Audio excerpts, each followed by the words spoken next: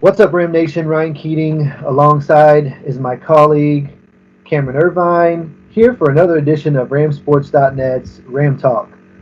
Very special guest here today with us. We're going to be talking to head coach of softball Shannon Gower. Gower is the longest tenured coach in softball program history. She was entering her 16th year in the 2020 season. In 2009, Gower became the winningest coach in program history, and she now has a record 403 wins. Just celebrated her 400th win this season in a 10-2 5-inning game against Southwestern Christian, and then won three more after that, so her total is now 403. During her tenure, she has coached 58 all-conference players, 5 conference players of the year, 10 NAI Scholar athletes, and 3 All-Americans. She has recorded 2 conference championships in 2010 and 12, and made 1 appearance at the NAI National Championship opening round in 2012. In addition, her 2006 team cracked a then NAI record 66 home runs in a single season. Last season in 2019 was a record-breaking campaign for the team. They broke numerous team records while Bailey Terry wrapped up a tremendous 4-year career here at Texas Wesleyan, setting the career home run record, the RBI record, as well as the single-season RBI record, and countless others. Gower was also a member of the 2002-2003 Texas Wesleyan softball team as a player. She was the starting shortstop. She received the team's 3D award in her senior season. And following her senior season, she started as the assistant coach, moved on to the head coach. She's a graduate of Aledo High School and was a first-team All-District player there. And she now joins us here on the broadcast. Coach, how's it going? It's going good. Definitely miss softball, but it's going good. I think this is what's crazy is I was actually talking to one of my old athletes. I know you remember Danny Jackson. She's stationed in Hawaii right now in the Army. And I was like, I've never literally not had softball. Like, literally, I've never not had softball. She's like, well, now you know what it feels like for us. And I'm like, you know what? You're right. Like, it's so true. Like, I've never not had softball. So. Let's talk a little bit about your Gower Sports venture. You know, I see all these kids coming up watching Texas Wesleyan games with Gower Sports shirts on. Talk a little bit about what you're building there. So I guess kind of what started it was that when I started at Weston at a young age, I used to give a lot of private batting lessons, and I remember working with these kids, and they would talk to me, spending all this money traveling across the world looking for a place to play, and you know at any point it isn't about Wesleyan, it's about the kid, it's about helping a kid find a place that fits them, you know, to get their education. And so, you know, I've kind of dabbled in a little different organizations, but nothing really ever worked with my schedule. You know what I'm saying? And my family's schedule and just what I really wanted to do. And so created Gower Sports. And it's literally, we have an 18U, a 16U, a 14U, and a 12U. And we're working on an 8U. And we just want to mold the kids and teach their parents as well the steps that it takes to get to that next level. You know what I mean? That's basically what it is. It's a big passion of mine. And so we want to start them young because that's important. You know, as a college coach, there's a certain type of kid and family that we want into our program. And so we want to make sure that we prepare these young ladies and these families for what's next. Wow, what a great thing to accomplish there. And I think you mentioned it earlier, maybe off air, that the recruiting piece is a big part. These kids, they're not sure how to get recruited, and you provide that for them, right? Yes. So talk a little bit about, you talked a little bit about the culture in Gower Sports. Talk talk a bit about the culture that you're trying to build at Texas Wesleyan softball. Our culture at Wesleyan is person over player, and I think over the last couple of years we've really honed in on that word, but it's always what we've like valued but never verbalized it, and Bailey Terry is a great example. The kid broke so many records, you know what I mean? And one day, what we teach our girls is one day no one's going to remember stats. You know what I'm saying? They're not going to remember how many home runs you hit or what was your actual number of RBIs. They're going to remember what type of teammate you were. They're going to remember how you represented this university. They're going to remember you as a person first. So we really want to value our person over player, and have all of our girls kind of line up together, and just being a great teammate and, being ready for what's next after softball. Because being a great teammate, you're going to be a great coworker. You know what I mean? So that's kind of where we're at our program. Talk us through your recruiting process and how you evaluate talent. So I tend to, it kind of depends what we're looking for, but I love speed, so that definitely catches my eye first.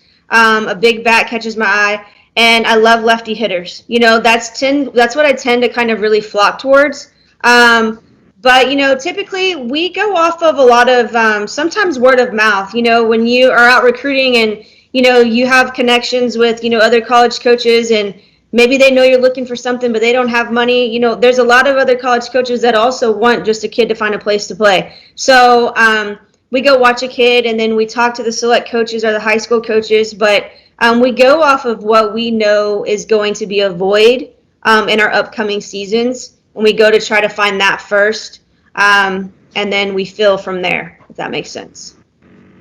It does. So talk a little bit about how you sell Texas Wesleyan to a prospective student athlete. What do you see as Texas Wesleyan's competitive advantage on an institution level and on a program level? I think on a program level is, people want to compete.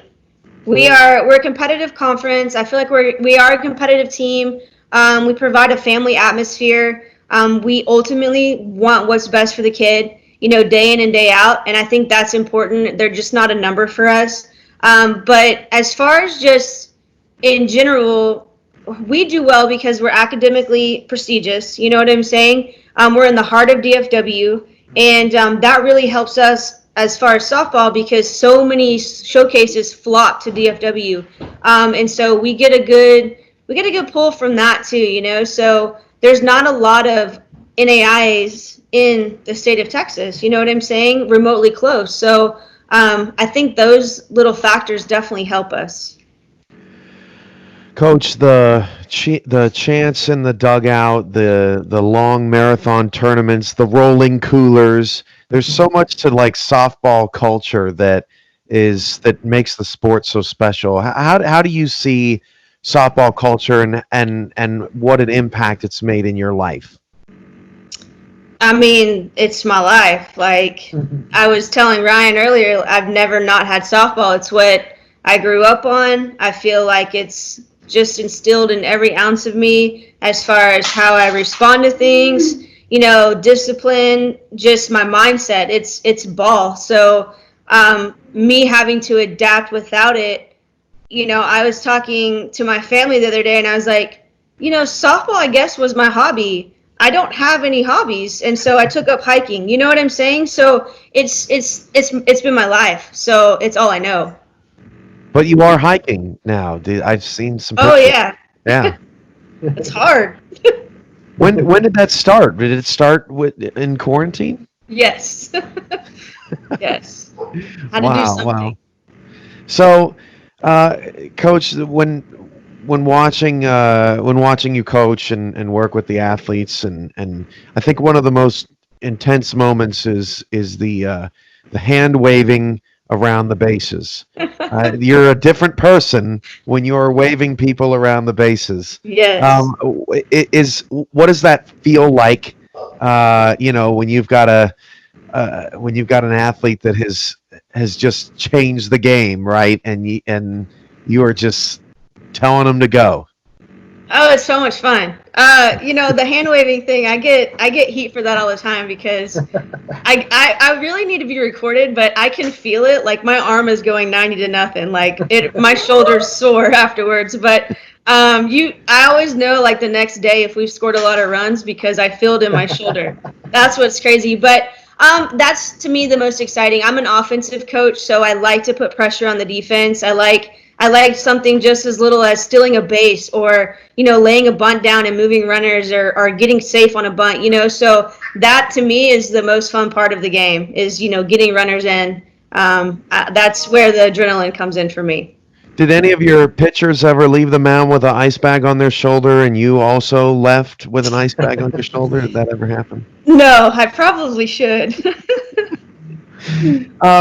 Coach, let's learn a little bit more about you. Who would you say is your hero? Do you have a hero? I would say Jesus is my hero. Definitely, All right. hands down. Fair enough. That's a great answer, Ryan. There's not a follow-up to that. Well, and it doesn't need any explanation. That's right.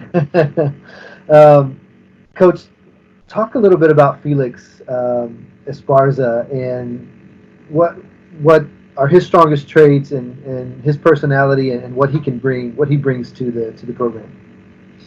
Felix, we've known them for a while, but he just gets the game. We work really well together. He's very smart. He does a really great job at actually breaking down every single aspect defensively.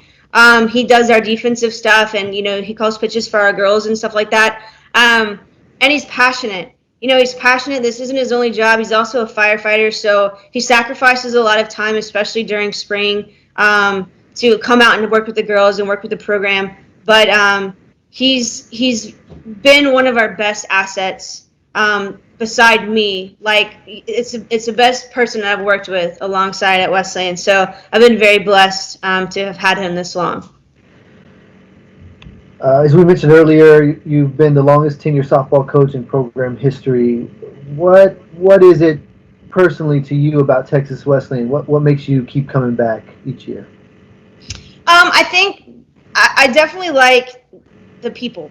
The people to Doug in the Mill Center, Eddie in facilities.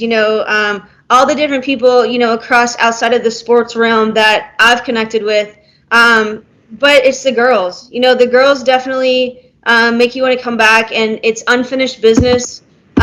Keeps you kind of, itching for a little bit more, like you're still trying to get past, especially in this conference, to go to that next level, as far as, past the conference tournament. So those are the things, that competitiveness that kind of keeps you coming back, and, you continue to bring in girls that you want to see, graduate and, reach success here. So it's definitely the girls and just the atmosphere. What frustrates you most as a coach? What's your pet peeve? Oh.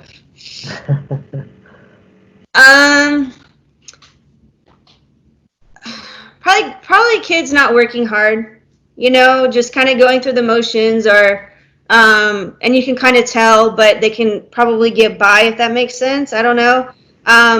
Bad attitudes definitely are my biggest pet peeve as far as body language, because I feel like this is an opportunity. And sure, we're human, we take advantage of things, but body language and not being a good teammate, not buying into what we're doing and trusting our process. I have a lot, so those are my big pet peeves, but I don't feel like they're that bad, so. Well, I think we can safely describe your teams in general as number one, disciplined, number two, like to have fun, and Yes. number three, competitive. So we get you there. What do you have a favorite memory from your playing days? Could be college, high school.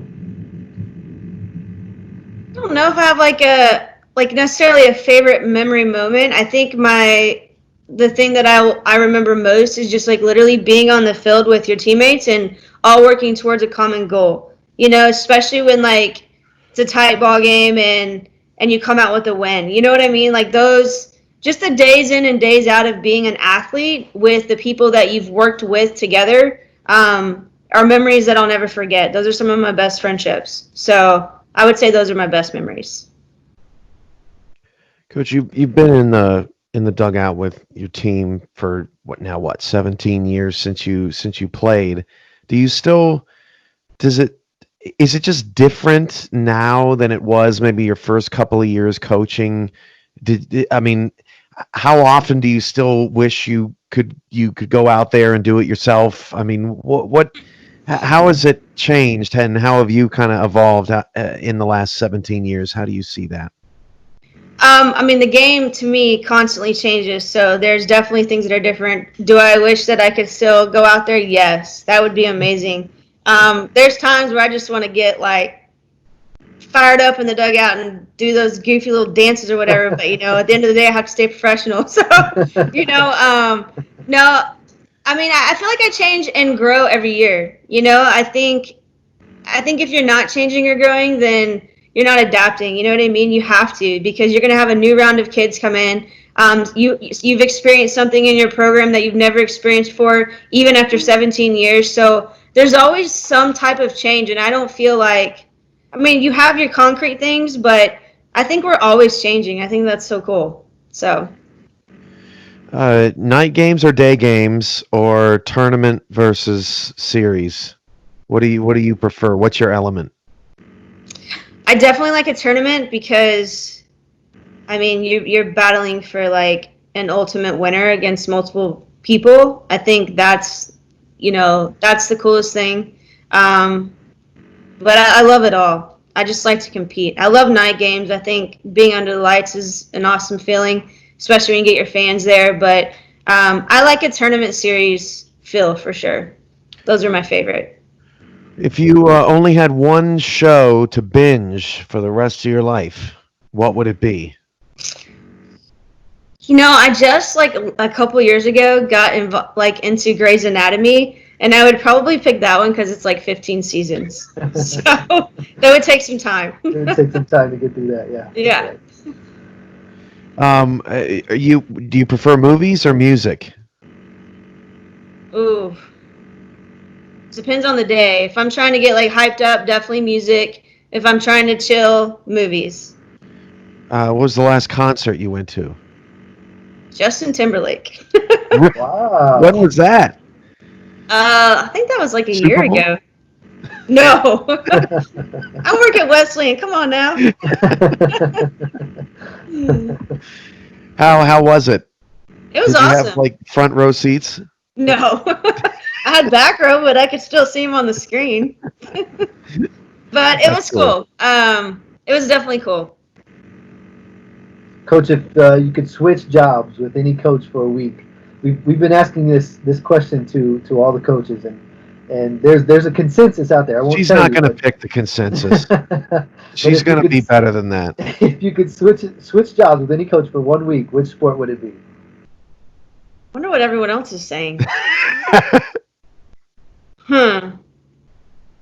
Well, what's behind this? Do I get anything special for switching jobs, or? Oh, just a sport that maybe you thought, man, I could do good in that. Like I could probably do well in that one, or a sport that you were like, yeah, if I wasn't playing softball, this is what I would be doing, and this is what I'd be coaching.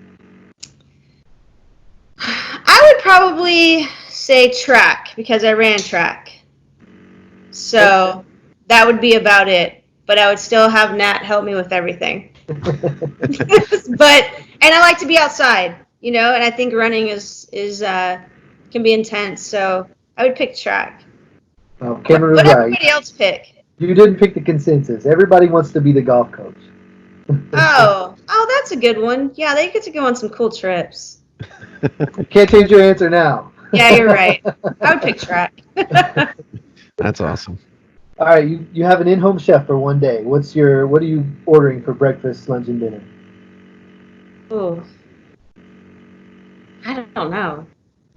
You have to ask me when I'm hungry right now. Probably breakfast would be like some form of egg, because I eat egg every day, sausage, and then for lunch, I personally like a healthy salad, but I don't really like to make them, if that makes sense. So if someone could make me a healthy salad, that would be amazing. And then dinner, I definitely need some type of meat and potatoes and a vegetable. So. Sounds good. I definitely get you with those salads. If you try to make a Jason's Deli salad or something like that, it never turns out the way that they It's can do horrible. it. Yeah. What was your favorite subject growing up? Does athletics count? Sure. PE. There you go. If not, then I'll choose health. Along the same lines. There you go. Yes. Hey, that's a favorite. Okay, you're quarantined with three other Texas Wesleyan faculty or staff. Who are they? Three others. Oh man. Definitely Milliken, Gibbs. I'd hang out with Doug in the mailroom. He's pretty cool. Yeah, chill. I like I him. bet he's fun. But Milliken, you'll get some good conversations. Gibbs, he'll keep you on your toes. So that would be a crazy group. Coach, you mentioned loving athletics in school. Are we talking softball or are we talking PE? Is there No, like softball. Yeah, there's a big difference between softball and PE, right? They I I had to do jump roping in middle school in PE. That was horrific. Yes. My feet still hurt. But do you remember as a kid, did y'all ever play like those crazy PE games like dodgeball or crab soccer? Oh, heck yes. Ever play crab soccer before? Yes, I have my girls do that sometimes. Really? Really? Well, they haven't done crab soccer in a while. They do crab walks for a running thing, but we have done dodgeball, and yeah, we like to bring the old school back a little bit. Change it up a bit. Yeah. Yeah, keep it out of not exclusively softball Yes. for a little bit. Any other fun non-softball things that you and the girls do together? We've done sand volleyball. They've done basketball one day in their Halloween costumes. That was a trip. I wasn't there because my daughter had surgery, but I got pictures, and they're running around in their little T-Rex costumes. We've done like those blow-up bubble things before, like bubble soccer. We like to do. I like to do different stuff with them. So if we can afford it and we can make their schedules work, then we'll definitely try to do something different just to bond. Yeah. Coach, what do you see as the best and worst aspects of operating in the NAIA? Honestly, I really don't have anything negative to say about being in the NAIA. Well, I do have maybe one. I don't know if it's a negative. I think the best thing is that we don't really have any. We have rules, but we don't have recruiting rules, and that does help us. I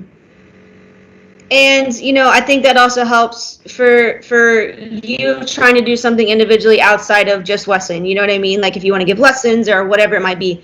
As far as the negative of NAIA, most people don't really understand what it is. They don't understand that they still maybe have athletic scholarships. And so that's the one thing you kind of have to battle is just people not knowing what NAIA is. And sometimes with that NCAA stamp, you might get your heads turned a little bit more. But I actually like the NAIA structure. How can a recruit get a hold of you? Are you on social media or? Yes. How do recruits talk to you? I am on social media. We have a Twitter, we have an Instagram, we have a Facebook, and then on my personal page, I have some recruiters that I'm friends with, and then also a bunch of select coaches, and they typically reach out to me on my personal page. Just kind of knowing what I'm looking for and our program, and so then I kind of connect with them that way, and then email. So on Twitter, a lot of them will kind of do like their little tweet, and then they'll tag you and some other schools in there, so you kind of get to see who they are from there. But that's kind of what we do. We use social media, and then just like I said, word of mouth. A lot of people kind of just contact us and tell us that they have someone who's looking to transfer, or that we might like, or that's interested in our school, and we kind of go from there. And you can find Coach Gower's email on ramsports.net and go to softball and coaching staff, and all her information is there. Coach, it's been great talking to you. Glad to catch up with you. Good to see your face. Hopefully we can see each other in person come this fall. Sounds good. Thanks for hanging out with us. We appreciate it. Thanks, guys. Miss y'all. Y'all enjoy the rest of your day. All right. For Cameron Irvine, I'm Ryan Keating. That was head coach of softball, Shannon Gower. We'll see you next time for another edition of ramsports.net Rams Talk.